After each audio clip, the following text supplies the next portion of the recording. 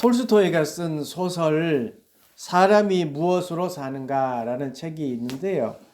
이게 인간의 내면을 다루는 서적인데요.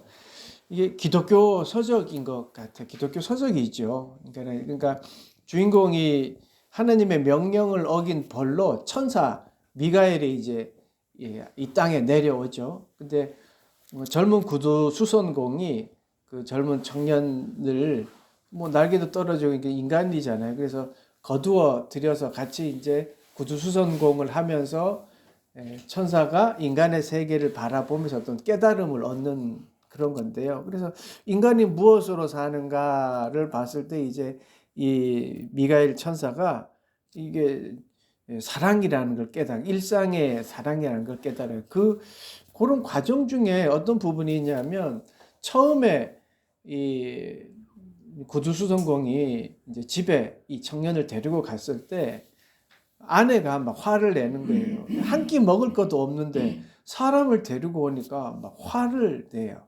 근데 결국 화는 냈지만 따뜻한 밥을 차려서 그 부부가 서로 웃는 모습을 보면서 이 사람이 이 미가의 천사가 이렇게 웃으면서 깨닫게 되는 게 있는 거예요.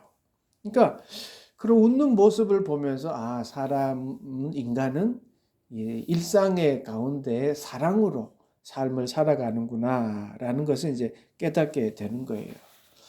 천사가 인간 세상에 내려와서 그 두 부부의 다툼과 또는 또 그 일상 가운데 그 웃음, 그 사랑을 천사는 발견을 하고 그것 때문에 다시 하늘로 올라가게 되는데 인간은 정말 살아가는 인간은 그런 일상 가운데의 소중한 것, 그 사랑을 정말 느끼고 살아가고 있는지 아니면 그것을 그냥 느끼지 못하고 살아가고 있는 게 아닌가를 한번 생각해 봤습니다.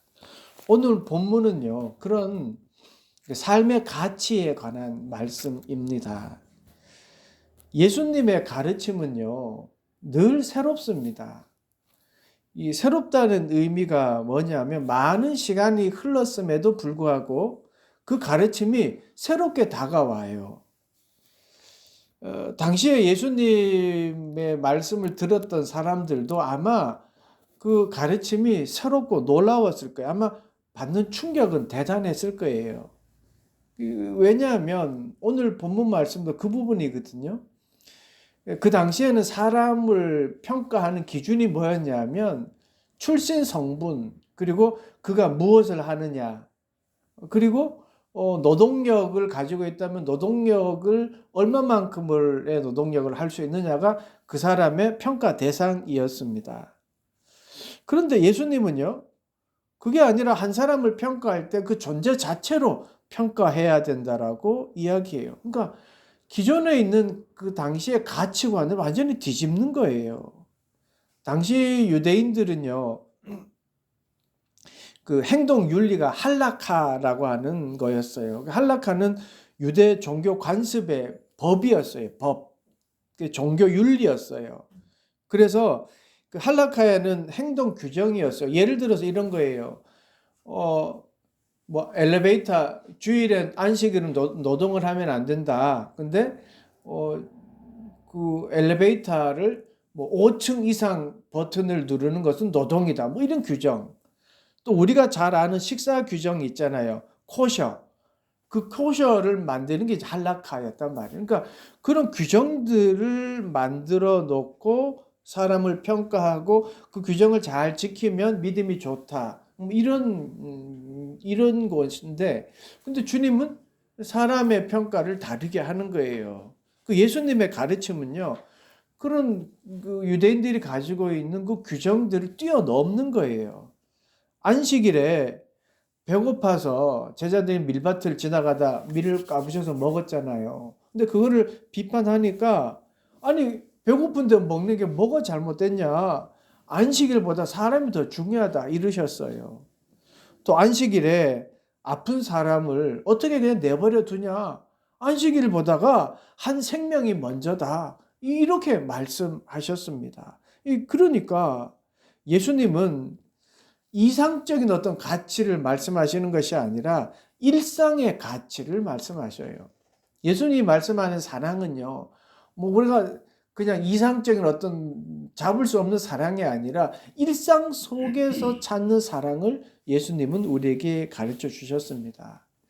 예수님이 그렇게 어느 날이었습니다. 그날도 많은 사람들이 예수님을 찾아왔습니다. 아마 저마다 목적은 달랐습니다. 병고침을 받고자 하는 자들, 또 어떤 사람들은 새롭고 시원한 어떤 그 진리의 말씀에 갈급함에 왔겠지요. 많은 사람들이 모였습니다. 그들을 향해 주님이 이렇게 말씀하십니다. 20절 보세요. 예수께서 눈을 들어 제자들을 보시고 이르시되 너희 가난한 자는 복이 있나니 하나님의 나라가 너희 것임이요. 가난한 자에게 복이 있다라고 말씀하십니다. 일단 이 말 자체가 기존의 가치와 다른 거예요. 반대되는 거잖아요. 유대인들은요, 부라고 하는 것은 하나님이 주시는 거였어요. 그러니까 하나님을 잘 믿었으면 그 믿음의 결과가 부라고 생각했어요. 그런데 믿는 것과 달리 이 가난한 것, 그러니까 가난이라고 하나님을 잘 믿으면 오는 축복이 부라고 생각했다면 가난은 어떻게 생각했겠어요?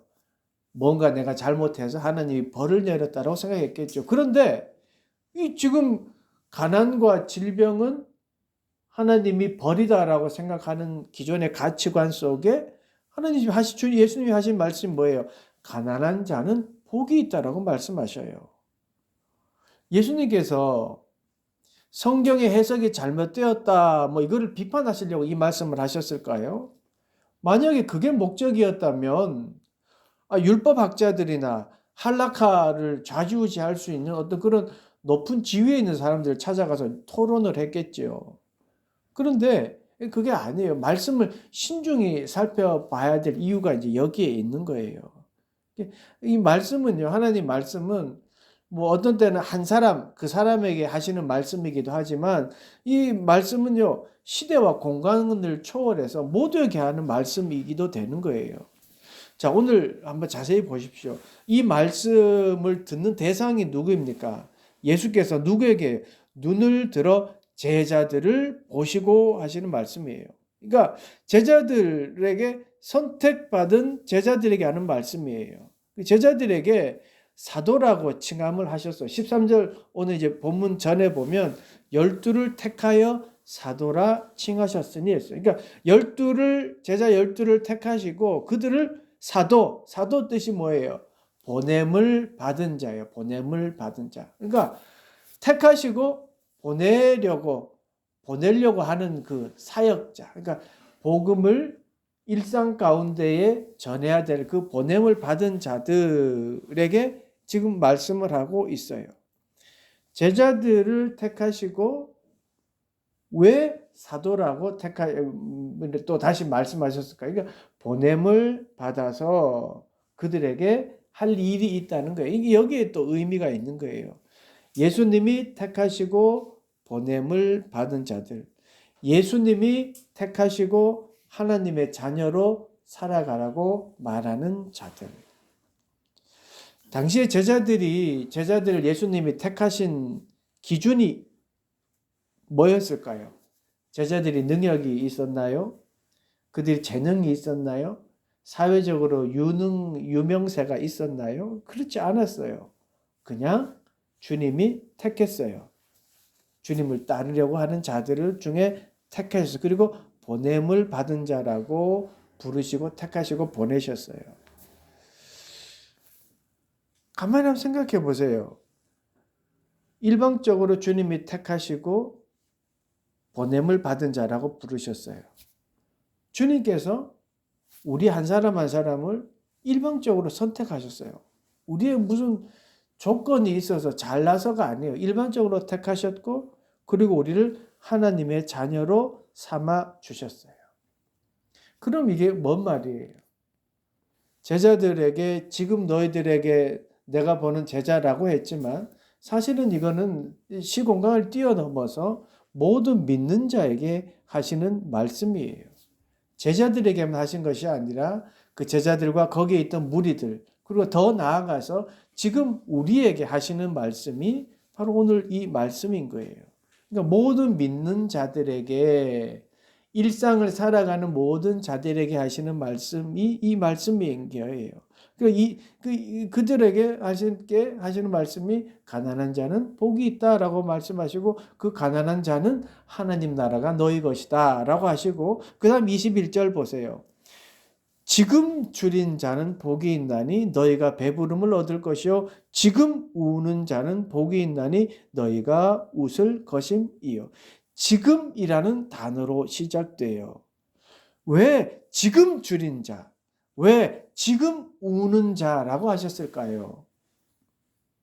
하나님의 말씀은요, 나중에 때가 되면 힘들 때 찾아서 듣고 보고 하는 게 아니라는 거예요. 하나님의 말씀은요, 배부르고 또 여유가 돼서 커피 한잔 할 때 그때 성경을 탁 펴서 읽는 게, 그렇게 읽는 게 아니라는 거예요. 미루는 게 아니라는 거예요. 지금 줄인 자. 그러니까 하나님의 말씀은요, 우리 옛날 어떤 이렇게 영화 옛날 이야기 보면 급할 때 빨간 주머니를 던져라, 이럴 때 파란 주머니를 던져, 그런 어떤 그런 복주머니 같은 게 아니에요. 지금이 중요해요. 지금 내가 말씀 앞에 갈급한 마음으로 읽는 거예요. 내가 주님 마음을 향한 마음, 주님을 향한 마음이 지금이 어떠냐가 중요한 거예요. 하나님의 말씀은요, 지금이 중요한 거예요. 나중에 순종해야지, 때가 되고 시간이 되면 해야지, 이런 게 아니에요. 그러니까 지금 줄인 자가 복이 있다고 하고요, 지금 우는 자가 복이 있다고 해요. 예수님이 눈을 들어 바라본 그때, 제자들 그때가 가난했어요. 실제로 가난했고요, 실제로 배가 고팠고요, 실제로 울 수 있었어요. 그런데요, 이 말씀을 가만히 보니까, 우리가 이 말씀을 보면서 가난한 자, 줄인 자, 우는 자, 이게 복되다고 하니까 복 받기 위해서 울어야 된다, 줄여야 된다, 가난한 자, 여기에만 관심을 자꾸 둔 거예요. 그런데요, 이 말씀의 핵심은요, 지금이에요. 지금이라는 단어. 이 지금을 이해할 때 이 모든 다른 말씀이 이해가 되는 거예요. 그러니까 지금 하나님의 말씀은요, 지금이에요. 지금 살아 움직여서 내 심령과 골수를 쪼개고도 남을 수 있는 게 하나님의 말씀이에요. 그렇게 내 심령을 쪼개었을 때 내가 은혜가 지금 내리는 거예요. 지금 말씀대로 순종할 때 능력과 기적이 나타나는 거예요. 나중이 아니에요. 지금이에요. 지금. 실제로 찾아온 사람들은요, 가난했어요. 지금 가난했어요. 가난함을 나타내는 헬라어 프토코스는요, 구걸할 수밖에 없는 절대적인 가난을 의미해요. 그러니까 경제적으로 누군가에게 도움을 받지 않으면 살아갈 수 없는 자들이에요. 그러니까 어디에서도 도움을 청할 수 없는 자들이에요. 그러니까 오직 예수님만 의지할 수밖에 없는 자들이 모인 거예요. 그러니까 그들에게 지금 가난한 자들에게는 복이 있다, 하나님 나라가 너희 것이다 라고 말한 거예요. 그러니까 아무것도 의지할 데 없는 자, 그냥 그 예수만 바라보고, 야, 그분이 내 병을 고쳐줄 거야, 그 하나로 온 거예요. 그들을 보고 제자들에게 하신 말씀, 그들을 보고 예수님이 제자들이자 그 무리에게, 그리고 우리에게 하신 말씀이에요. 예수님은요, 그렇게 찾아온 자들이 그 가난한 마음, 그 마음을 보신 거예요. 마음을요. 예수님은요, 그 가난한 자들이 모였는데 그 가난을 해결하고, 슬픔을 해결하고, 배고픔을 해결하는 것에 초점을 두시지 않으셨어요. 그 초점을 둔 게 아니에요. 세상적인 가치와 다른 가치를 지금 알려주고 계셔요. 정말 아무것도 없는 사람들이 무엇을 먹을까, 무엇을 입을까, 무엇을 마실까, 그렇게 연연하지 않고요, 자신의 부족함을 인정하고 하나님의 인도함 없으면 살 수 없습니다 라는 그 갈급한 고백을 가지고 온 자들, 그 사람들의 마음을 보신 거예요. 그럼 뭐예요? 우리도 어떻게 해야 돼요? 주님 앞에 예배하러 나올 때에 야, 예수님 아니면 안 된다. 그 마음으로 찾아와서 예배하는 그 모습을 하나님이 기뻐 받으시는 거죠. 그래서 이 동행 구절인 마태복음에서는요, 마음이 가난한 자는 이라고 해요. 누가복음은 가난한 자들이라고 하지만 그 갈급한 심령을 알기에 마태복음은 마음이 가난한 자라고 해요. 여러분, 지금이 중요합니다. 지금 내 마음이 가난한가 또는 가난하지 않은가를 생각해 보십시오. 지금 내가 예배 드리는 마음이 어떤 마음인지를 한번 생각해 보십시오. 내 마음이 주님 한 분만을 원하고 바라고 있다면 그게 가난한 마음이에요. 그 가난한 마음에 하나님 나라가 임합니다. 그리고 그 마음에 하나님의 은혜가 임하고 그리고 은혜를 부어 주십니다. 다시 한번 말씀을 되새겨 보세요. 지금 중요한 포인트를 보고 말씀을 그 지금이라는 포인트를 가지고 보세요. 제자들을 보신 지금 마음이 주님 한 분으로 가득 차 있다면 복되다. 하나님 나라가 너희 것이다. 지금 배고프고 슬픔이 있지만 주님을 의지하고 있다면 영적인 충만함, 굶주림과 슬픔을 이기는 능력을 맛보게 될 것이다. 이 말씀을 지금 하고 계신 것이잖아요. 우리나라가 여러분 배고픔이라는 단어, 배고픔이라는 것이 사라진 것이요. 한번 생각해 보세요. 그렇게 오래 전 일이 아닙니다. 먹방이라는 말들이 생긴 것이요. 불과 5, 6년, 10년이 채 되지 않습니다. 여러분 배고픈 시절요. 배가 고파서 교회 안 가고 예배 드리지 않았었나요? 그렇지 않았습니다. 18시간씩 일하던 때에도요. 새벽기도 드리던 그 가족을 떠나서 서울에 와서 새벽기도 드리던 누나들이 있었고요. 엄마들이 계셨습니다. 막노동으로 손등이 갈라졌지만 그 손으로 그 피곤한 몸으로 나와서 교회 벽돌을 날랐던 아버지들이 계셨습니다. 여러분 왜 그렇게 했습니까? 찢어질 듯 가난해서 지금 어쩔 수 없이 학교도 못 다니고 서울 올라와서 공장 다니면서 18시간 일하면서도 새벽기도 드렸어요. 늘 하던 막노동이었는데 교회 짓는다고 벽돌 날랐어요. 왜 그렇게 했습니까? 왜 그렇게 했어요? 겉보기에는 가난했을지는 몰라도 마음은 복되었습니다. 겉으로는 가난하고 힘들고 슬퍼 보였는지는 몰라도 마음은 주님이 나와 함께 하신다는 그 믿음이 있었습니다. 하나님이 복 주셔서 지금보다 더 좋은 삶을 주실 거야 라는 소망을 가지고 살았습니다. 그렇게 예배했습니다. 막 가난한 마음이 가난하다는 것, 이거를 잊어버리고 우리는 살아가고 있는 것이지요. 성경에서 오늘 말하는 복이라는 거는요, 헬라어 마카리오스라고 하는데요. 이 참 단어의 의미가 있어요. 행복이라는 의미가 있어요. 행복. 똑같은 이야기로 우리나라 교회의 역사는 참 독특하잖아요. 폭풍과 같은 그런 환경 속에서도 살아남았습니다. 복음이 들어올 쇠국이라고 하는 그런 환경 속에서도 살아남았고요. 거기에 싹을 틔웠습니다. 일제 감정기 시대는 억압 가운데에서도 살아남았고요. 전쟁 속의 이념 속에서도 살아났습니다. 오히려 더 부흥했습니다. 평안해서 번성한 것이 아닙니다.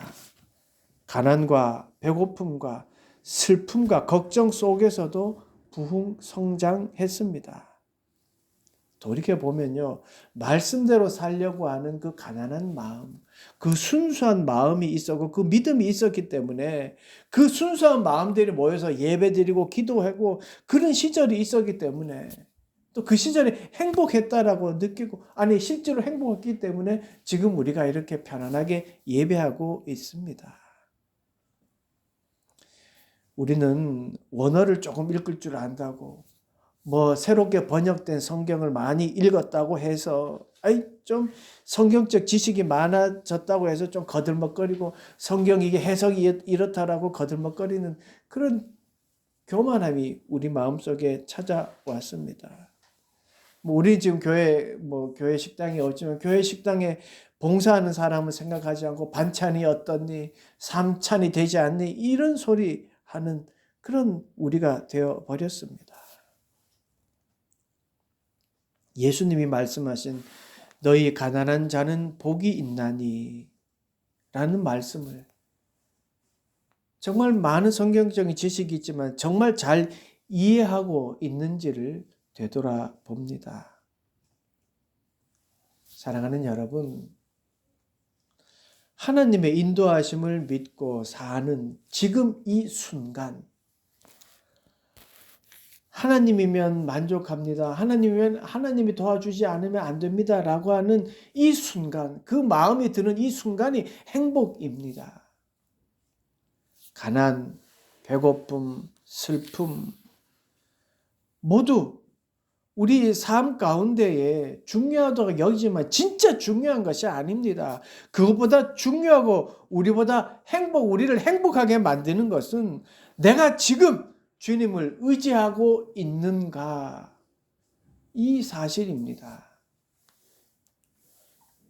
예수님은 당시의 모든 사람들이 잘 믿어 부하게 되었다라는 사람들 속에 아니야, 하나님 한 분만 바라보는 게 진짜 복이야 라고 선포하셨습니다. 그 말씀은 지금도 마찬가지입니다. 우리는 가난하지 않고 배고프지 않고 슬픔이 없으면 행복하다고 하지만 예수님께서 우리에게 말씀하시는 게 아니야. 하나님 한 분만을 생각할 줄 알고 그분 앞에 예배 드리는 것이 진짜 행복이야 라고 우리에게 말씀하고 있습니다. 지금 우리가 주님을 의지하고 있다면 하나님 나라가 내 것이 되는 것이고 그것이 보이게 되고요. 지금 내가 주님을 굳게 바라보고 있다면 슬픔 너머에 웃고 계시는 예수님을 만나게 됩니다. 그것이 행복입니다. 그런데 우리가 그 행복을 놓치고 살아가고 있는 것은 아닌지 모르겠습니다.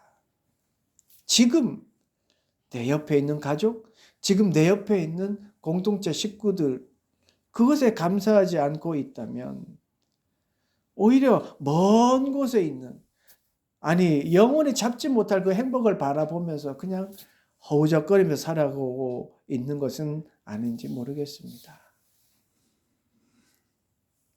주님이 내 안에 있고 주님이 나를 도와주시면 잘 될 것이라고 믿고 살아가는 것, 그것이 행복, 그것이 참된 복임을 믿고 살아가는 여러분 되시기를 간절히 축원합니다.